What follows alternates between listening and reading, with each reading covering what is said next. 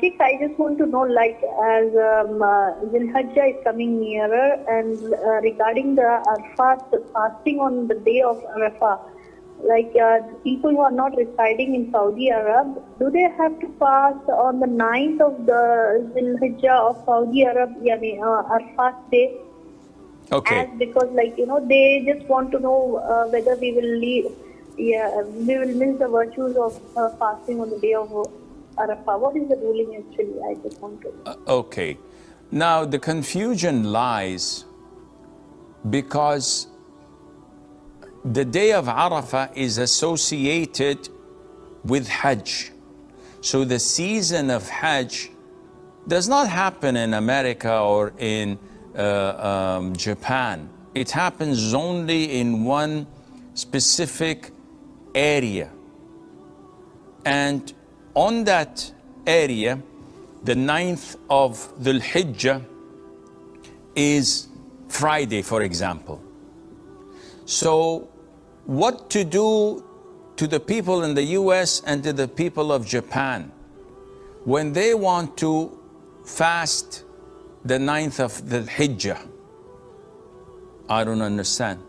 You see, the 9th of Dhul Hijjah in Mecca, in Arafat, is on a Friday. But according to the moon sighting, in these countries, the US or in Japan, their 9th of Hijjah, according to their moon sighting, according to their Hijrah calendar, might be on a Thursday or on a Saturday, other than the day in Arafat actually. So which day should they fast? They must not abide by Friday, which is in Mecca region. They must abide by their Hijri calendar, because their 9th of the Hijjah is on a Thursday or on a Saturday, according to their moon sighting.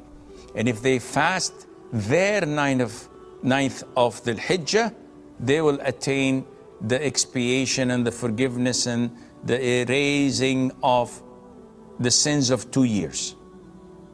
But if they don't fast the 8th of the Hijjah, for example, if Friday coincides with them to be Eid, so what is it they're going to do? Change the whole calendar? No.